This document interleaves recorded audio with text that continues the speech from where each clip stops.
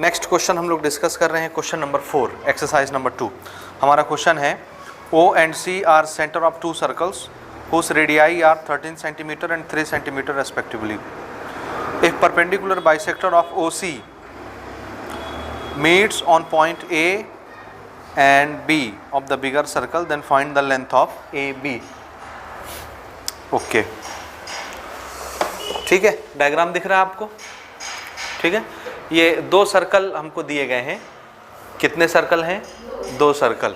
एक सर्कल का सेंटर कौन है? O। दूसरे सर्कल का सेंटर कौन है? C। ठीक है, पहला सर्कल देखिए, बिगर सर्कल, बड़ा वाला, जिसका सेंटर O है। O से लेकर के बड़े सर्कल के सरकमफ्रेंस यानी पॉइंट P तक आए तो OP क्या हो गई? रेडियस किसका? बिगर सर्कल का। छोटे सर्कल का सेंटर है C। C से सरकमफ्रेंस तक हम आए CP, ये क्या हो गया? रेडियस छोटे सर्कल का। इसको हमने गिवन बना के लिख लिया। Radius of bigger circle 13 centimetre, OP दिखा? OP radius of smaller circle CP, this is CP 3 centimetre. ठीक है, now next situation is AB is perpendicular bisector of OC। OC का परपेंडिकुलर बाइसेक्टर है, OP का नहीं। O से लेके C, ये वाली लेंथ दिखी आपको? इस OC का ये AB कौन है? Perpendicular bisector. This is perpendicular bisector of OC। तो ये बाइसेक्टर क्या करने वाला है? OC को बाइसेक्ट, दो इक्वल पार्ट में, यानी O से लेके ये और यहां से लेके C दोनों क्या हो जाएंगे? बराबर। इसका हम कुछ नाम रखे दे रहे हैं, लेट अस कॉल L। इस पॉइंट का नाम क्या रखा? L। तो O से लेके L OL और L से लेके C LC दोनों क्या होंगे? इक्वल होंगे, बराबर। समझ आया? अच्छा, हमको क्या निकालना है? Length of AB। AB is a chord, इस पूरे कॉर्ड की लेंथ हमको निकालनी है। समझ आया? याद रखिएगा, क्वेश्चन ने बोला है कि OC के ऊपर ये वाली लाइन AB परपेंडिकुलर बाइसेक्टर है, इसलिए हम लोग OC के दो टुकड़े कर रहे हैं बराबर बराबर, एक OL और एक LC। अदरवाइज अगर उन्होंने शब्द यूज नहीं किया होता कि परपेंडिकुलर बाइसेक्टर है तो हम कभी भी OL और LC को बराबर नहीं बनाते, क्योंकि ये सेंटर से नहीं आ रही है। समझ आया? लेकिन ध्यान से देखिए, अगर ये वाली लाइन AB इस लाइन OC या OP पर परपेंडिकुलर है तो ये वाली लाइन OC भी इस AB पर परपेंडिकुलर होगी, होगी कि नहीं? और इस लाइन के पास प्रॉपर्टी ये है कि ये कहां से आती है? सेंटर से इस पर जब गिरेगी परपेंडिकुलर, अगर ये इस पर परपेंडिकुलर है तो ये भी इस पर परपेंडिकुलर होगा। सेंटर से ये परपेंडिकुलर गिरेगी तो AB को क्या कर देगी? बाइसेक्ट। तो अब AL जितना उतना ही BL या LB। समझ आया? तो ये कॉर्ड आपस में बाइसेक्ट हो जाएंगे। किस नियम से? थ्योरम के नियम से, क्योंकि ये परपेंडिकुलर कहां से आ रहा है? सेंटर से आ रहा है, इसलिए ये OL क्या करेगा? AB को बाइसेक्ट कर देगा। यहां तक समझ आया? हमको क्या करना है? AB का डिस्टेंस बताना है। अब हम ये समझ गए कि AL और LB दोनों बराबर होंगे, तो अगर मैं AL निकाल लूं या LB निकाल लूं, मान लो मैंने AL कैलकुलेट कर लिया कहीं से भी, उसको डबल कर दूंगा तो क्या बन जाएगा? AB निकल आएगा। तो हमारा टारगेट क्या निकालना है? AL। डबल करने से AB बन जाएगा, क्योंकि AL और BL बराबर हैं। समझ आया? तो इतनी सिचुएशन पहले हम लोग नोट कर लेते हैं। ठीक है, सबसे पहले यहां से हम लोग उठाते हैं कि AB is perpendicular bisector of OC। Since AB is perpendicular bisector of OC, इसलिए अगर AB OC का परपेंडिकुलर बाइसेक्टर है तो OL और LC आपस में क्या हो जाएंगे? बराबर। OL LC आपस में बराबर। ठीक बात? यहां तक समझ आया? ठीक। इसके बाद if AB is perpendicular on OC, then OC is also perpendicular to AB and OC comes from center of the circle. Therefore OC also bisect AB। OC बोलो, AL बोलो, कुछ भी बोलो। ठीक है? And OL perpendicular to AB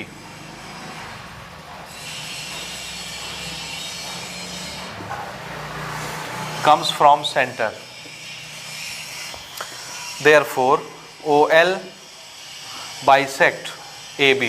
Therefore AB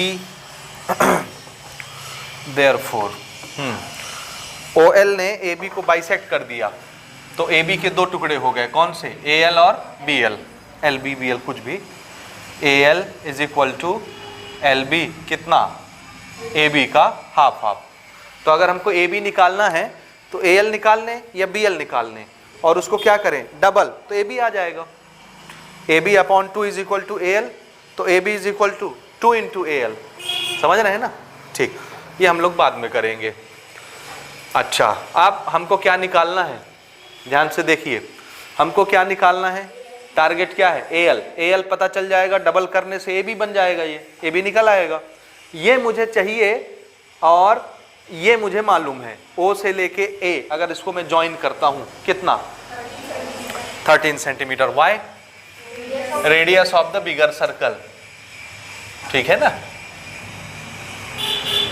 ये this is 13 centimetre radius of the bigger circle, O P O A, ये सब रेडियस हुए ना बड़े सर्कल के, ये मुझको मालूम है, ये मुझे निकालना है, मुझे सिर्फ क्या चाहिए, तो ओ एल अगर मुझे पता चल गया तो इस राइट एंगल ट्राइंगल में पाइथागोरस लगा के हम ए एल निकाल लेंगे, क्योंकि ये मुझे पता है, ये मुझे पता है, तो ये मुझे पता चल जाएगा।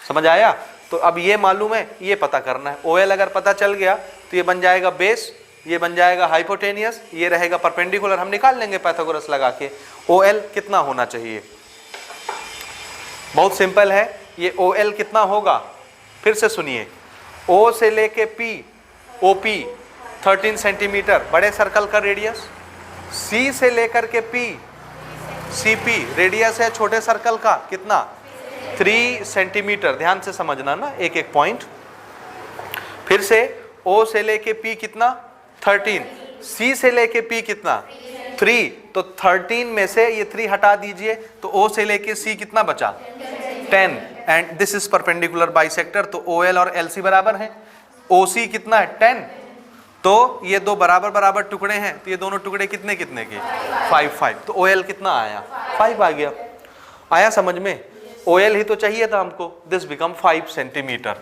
समझ आ रहा है बोलिए, हाँ, दिस इज 5 सेंटीमीटर, ये ओ एल, हमको ये पता है, ए एल अब निकल जाएगा, उसको डबल करने से ए बी बन जाएगा, सिंपल हो गया। अब ये जो चीज हमने डिस्कस की इसको थोड़ा सा हम लोग पहले लिख लेते हैं, देखिए, since OP is equal to 13 centimetre and CP is equal to 3 centimetre, therefore OC कैसे आएगा, OP में से क्या करना है, CP को माइनस कर देना है, दिख रहा है डायग्राम, OC टोटल 10 सेंटीमीटर कैसे आएगा, OC इस पूरे OP में से CP को हटा दीजिए, OC बन जाएगा, तो OP था हमारा 13 माइनस 3 कितना आया 10 सेंटीमीटर, OC कितना आ गया 10 सेंटीमीटर, और शायद हम ऊपर लिख चुके हैं किधर, OL is equal to LC, ठीक है ना, हाँ देखिएगा ना, OC is equal to OL plus LC, यही होगा ना, O से लेके C OL प्लस LC से बनता है, और दोनों हैं क्या आपस में बराबर, तो किसी की जगह भी कुछ भी लिख सकते हैं, LC की जगह क्या लिख सकते हैं आप, OL दिस इज OC, तो ये कितने OL हो गए 2 OL, OC की वैल्यू दी हुई है कितना 10, तो यहाँ 10 रखिए, 2 डिवाइड में ले आइए, OL आ जाएगा, समझे ना, ठीक, OC की जगह हमने रखा 10 and this is 2 time OL, therefore OL is equal to 10 upon 2 5 centimetre, तो OL हमको पता चल गया, OL LC दोनों उतने ही होंगे 5 5, ठीक है ना। हमने इसको ज्वाइन किया था, join OA and in triangle, कौन सा ALO बाय पाइथागोरस,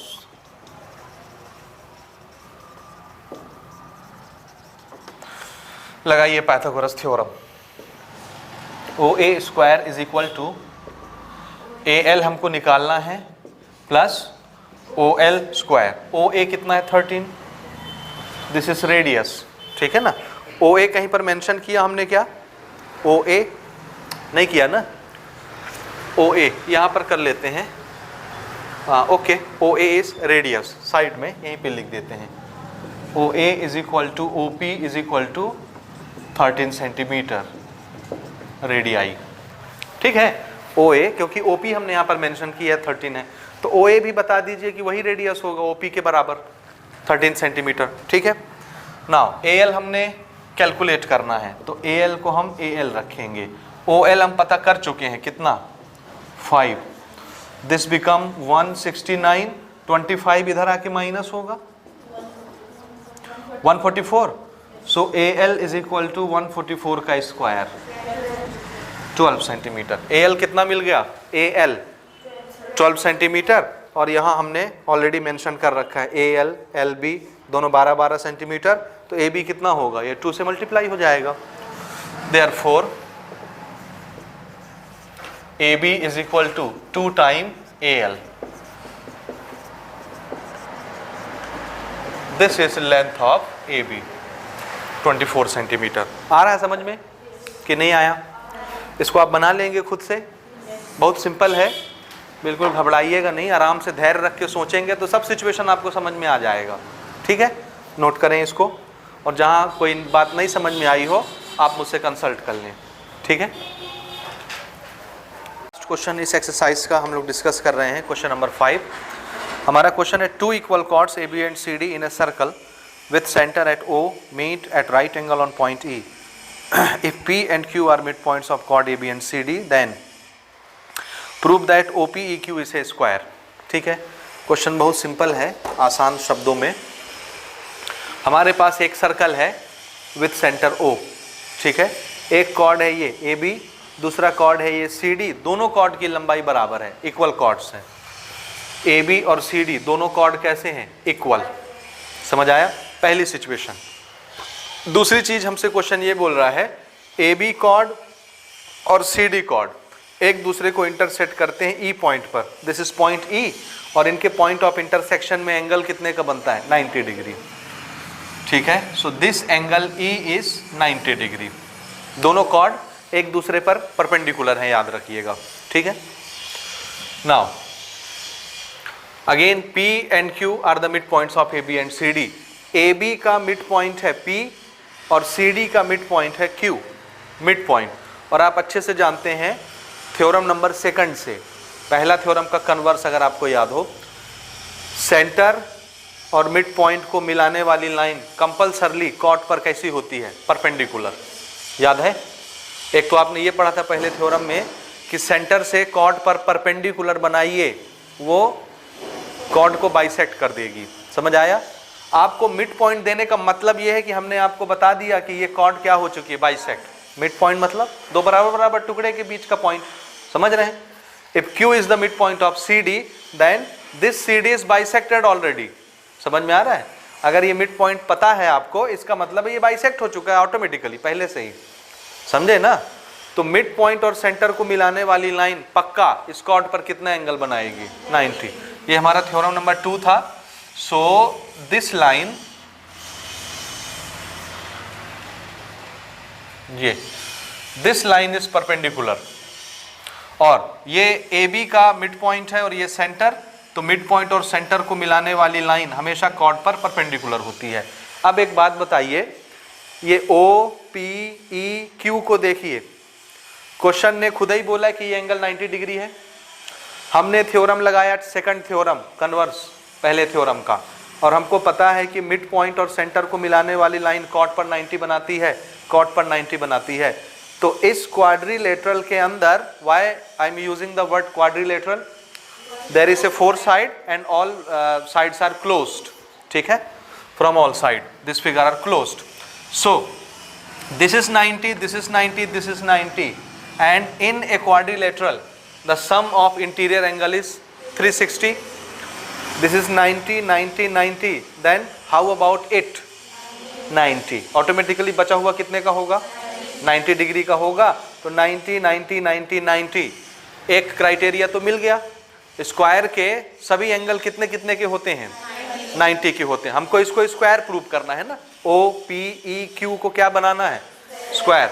स्क्वायर के पास दो चीजें होती हैं, पहली चीज उसके सभी एंगल 90-90 के होते हैं, दूसरी चीज उसके सभी साइड आपस में इक्वल होते हैं। ठीक है, तो एक चीज तो साफ साफ दिख रही है, ये भी 90, ये भी 90, ये भी 90, तो ये भी 90 होगा।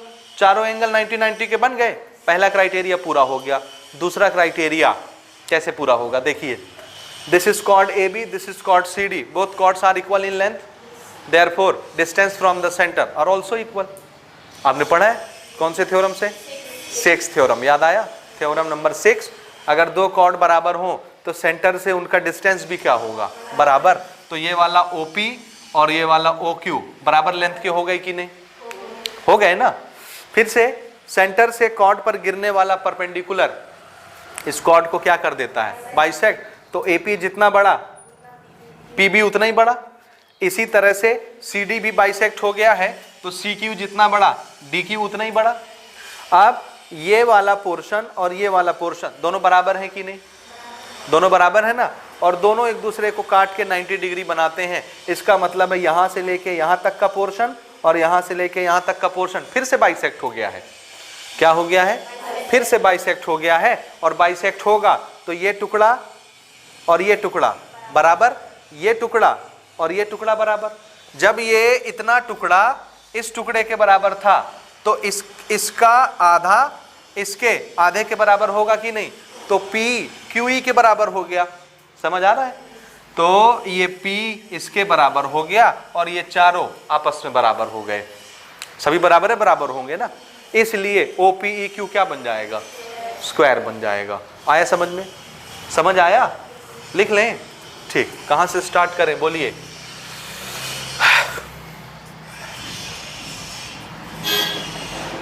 कहां से स्टार्ट करना है?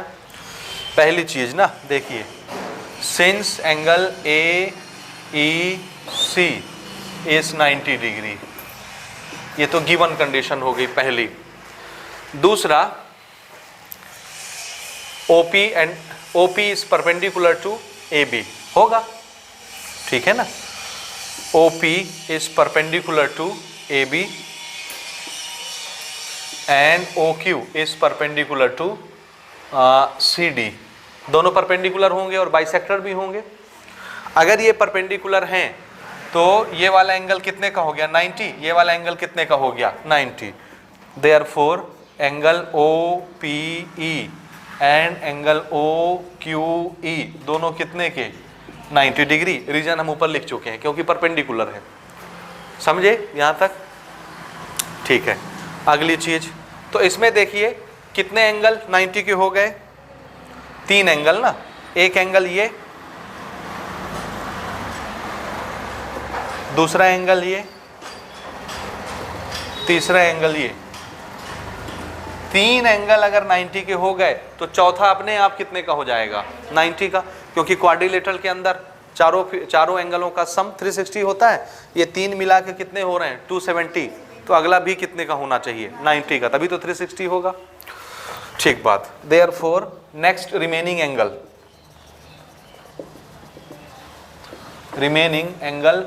POQ also 90 degree. तो ये चारों एंगल 90 के हो गए।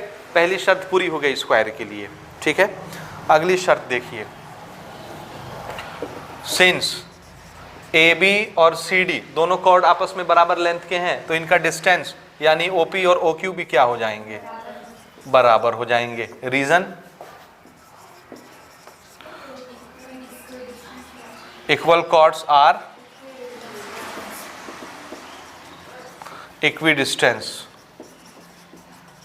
From centre. ठीक है, ये दोनों बराबर हो गए। ठीक है, चलो ये दोनों बराबर हो गए। इसको हम वैसे भी प्रूव कर सकते हैं कि P और EQ भी आपस में बराबर होंगे। क्यों? इसलिए ये आप जानते हैं, आपने अगर कंस्ट्रक्शन पढ़ा है, ध्यान से देखिए, ये देखिए ना, suppose this is square, this is 90, this is 90, this is 90, this is 90। अगर सभी एंगल 90 के हो रहे हैं तो ये एंगल और ये एंगल 90 कब होंगे? तो आंसर है जब ये दोनों क्या होंगे, पैरेलल। समझ आया? जब ये पैरेलल होते हैं तो ये माना जाएगा ट्रांसवर्सल। तो ट्रांसवर्सल ने पहले पैरेलल के साथ इधर जितना एंगल बनाया, ट्रांसवर्सल ने दूसरे पैरेलल के साथ इधर भी उतना एंगल बनाता है क्या, सेम साइड? आंसर है नहीं। इन दोनों एंगलों का सम 180 होता है, को इंटीरियर एंगल। आया समझ कि नहीं आया? को इंटीरियर एंगल ये, समझे। इसी तरह से को इंटीरियर एंगल ये 180, तो 180 180 360 तो हो गया। अब कैसे करेंगे आप, जिस तरह से ये पैरेलल है उस तरह से ये भी पैरेलल है, तो इन दोनों का सम भी कितना 180, इन दोनों का सम भी कितना 180। तो जब दो एंगलों का सम 180 हो रहा है और टोटल चारों का मिला के 360 होना है, तो हर एक कितने कितने के होंगे, 90 90 90 के ही होंगे। अब अगर ये 90 90 के हैं, इसका मतलब है ये और ये पैरेलल होंगे, और अगर ये 90 है तो जितना लेंथ इसका होना चाहिए इसका भी उतना ही लेंथ होना चाहिए, क्योंकि अगर इसकी लेंथ थोड़ी सी भी ज्यादा हो गई तो ये लाइन ऐसी चली जाएगी और ये एंगल कभी 90 नहीं होगा। समझ रहे हैं ना, इनकी लेंथ बराबर होना कंपलसरी है अगर एंगल बराबर है तो। क्यों, अगर ये वाली लेंथ ऊपर वाली लंबी हो जाए, नीचे वाली लेंथ छोटी हो जाए, तो इस लाइन को ऐसे जाना पड़ेगा और ये एंगल कभी 90 नहीं होगा, 90 से बढ़ जाएगा।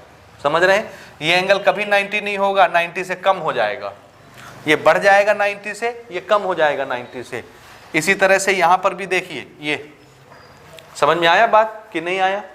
तो अगर ये एंगल बराबर हैं, इसका मतलब है ये पैरेलल हैं, तभी तो बराबर होंगे।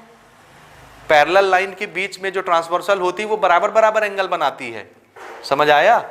और अगर ये पैरेलल है तो हर जगह का गैप बराबर होगा, इसलिए इसका जितना डिस्टेंस है ये भी उतना ही डिस्टेंस है, तो इन दोनों की लेंथ भी क्या हो गई, बराबर। और ये पैरेलल, ये डिस्टेंस, तो ये दोनों आपस में पैरेलल हो गए और लेंथ भी बराबर हो गया।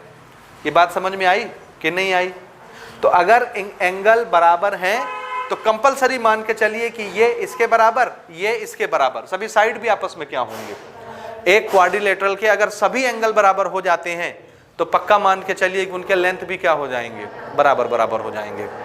समझ आया, ठीक है। तो ये ऑटोमेटिकली क्या बन जाता है, अगर ये एंगल 90 90 का हुआ, ये और ये बराबर हो गए, तो अपोजिट साइड भी क्या हो जाएंगे, बराबर हो जाएंगे। समझे।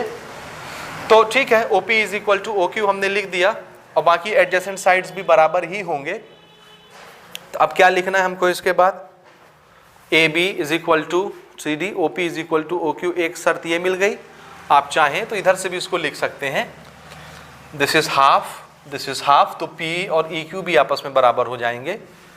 या आप ट्राइंगल को कंस्ट्रक्ट करके कंग्रुएंसी से भी बना सकते हैं।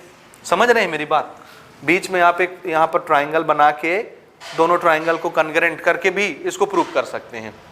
ये साइड और ये साइड बराबर लानी है आपको, बस आ जाएगा, कन्ग्रेंट तो होगा ही होगा। समझ रहे हैं क्यों कि नहीं समझ रहे, समझ रहे हो ना, पक्का, ठीक है। आप इसको लिख लीजिएगा, ऑल्सो PE किसके बराबर होगा, QE के बराबर होगा। इसलिए ये फिगर OPEQ क्या बन गया, स्क्वायर बन जाएगा। ठीक है, ये प्रूव हो गया। यहां तक नोट करें इसको।